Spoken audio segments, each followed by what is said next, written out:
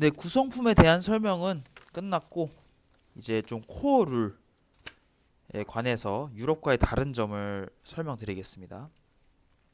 자, 먼저 타임은 기본적으로 유럽과 거의 같은데 아까 이전 동영상에서 설명을 했듯이 여기 좌측 상단에 보시면 타임 마커 어드밴스 프로시저가 좀 달라졌어요. 그러니까 뭐 타임을 유발한 플레이어는 본인 대가 버림 더미를 썼고, 그게 첫 번째. 이건 유럽과 같습니다. 그리고 두 번째로 타임 마커가 뭐 서든데스 굴림을 해야 된다, 그럼 그거 하면 돼요. 이것도 유럽과 같고요. 근데 그렇지 못했을 때 방어자가 1점을 얻습니다. 이것도 유럽과 같은데 이제 밑에 보시면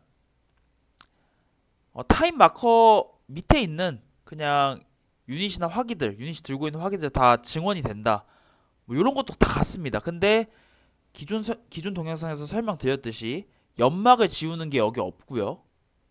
그리고 디그인이라는 액션이 사라졌습니다. 그렇기 때문에 타임 어드밴스 절차가 좀 간소해졌다고 보시면 됩니다. 네, 그리고 게임 종료 조건이 유럽에서는 4개가 있었고 퍼시픽에서도 마찬가지로 4개가 있는데요. 그 4개가 거의 같다고 보시면 되는데, 기본적으로 설명을 해드리면, 이건 그냥 전부 다 설명을 해드릴게요. 타임 마커가 전진하다가 이 서든데스가 있는 칸에 왔다, 혹은 칸에 넘어갔다 했을 때, 현재 타임 마커가 있는 칸을 기준으로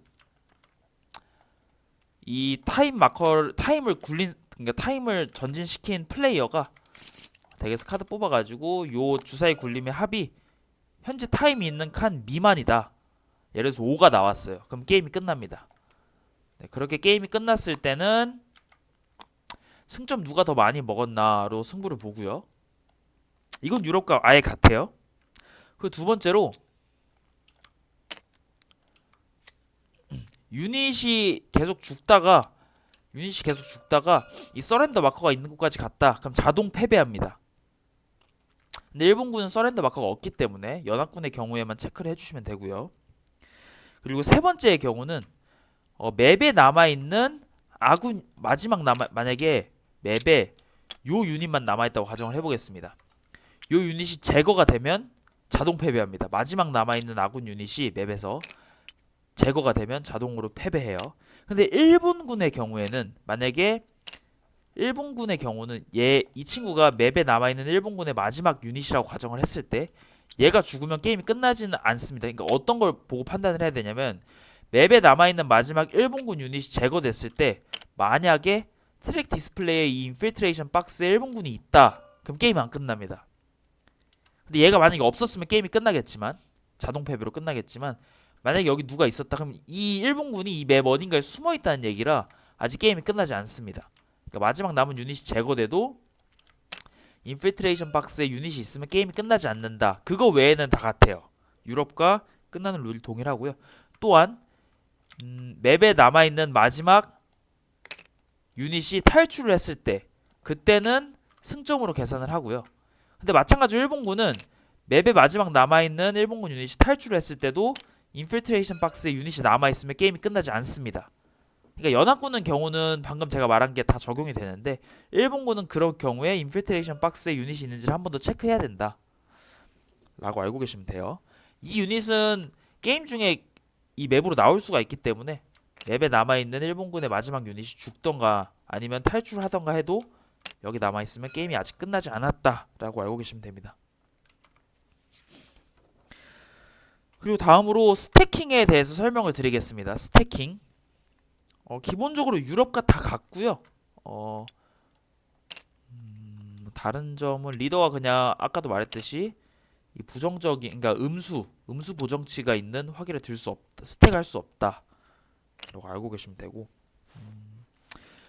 라디오, 아틀러리 박스에 예를 들어서 아틀러리 디나이드가 놓였다, 여기는 무조건 하나만 놓을 수 있기 때문에 이제 다른 라디오가 못 들어옵니다. 없으면 들어올 수 있지만, 아니면 어떤 라디오가 있다고 가정을 했을 때, 이건 뭐 유럽이랑 같은데, 라디오가 하나 있다고 가정했을 때 다른 라디오 못 들어오겠죠? 얘가 없어져야 들어오거나 뭐 그럴 거예요. 자, 그리고 이 스태킹 룰이 바뀐 게 퍼시픽에서 하나 바뀌었어요. 하나 바뀌었는데, 예를 들어서 어떻게 설명을 해야 되냐면, 오버스택이 가능합니다. 유닛이. 유럽 같은 경우에는 한엑스에 이 일러스트가 사람이 7명까지 들어올 수 있고 턴 끝날 때마다 스태킹을 체크해가지고 뭐 넘으면 뭐 일부 제거하고 뭐 이런 식으로 했는데 퍼시픽은 요렇게 넘어서 있어도 제거되진 않아요.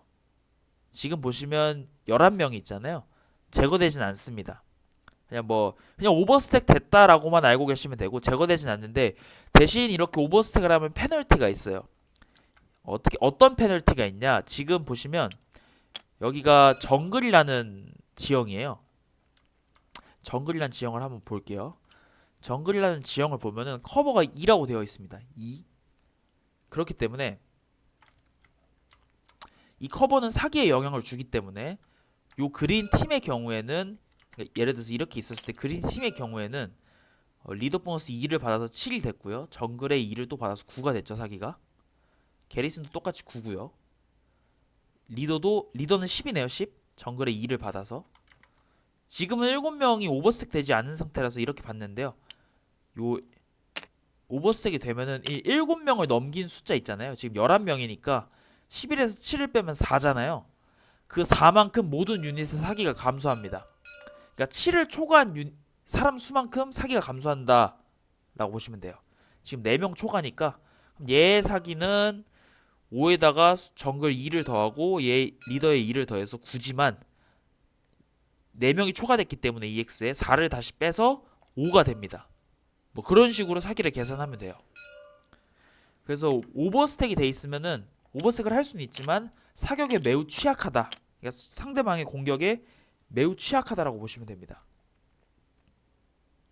그리고 오버스택이 가능하지만 그 처음에 시나리오에서 세팅하라고 할 때는 세팅은 오버스택을 하면 안 됩니다. 세팅할 때는 뭐 특수 룰로 뭐 오버스택에서 해도 된다라는 게 있지 않은 이상은 처음에 시나리오 세팅할 때는 오버스택으로 하면 안 됩니다. 네, 그렇게 알아두시면 됩니다.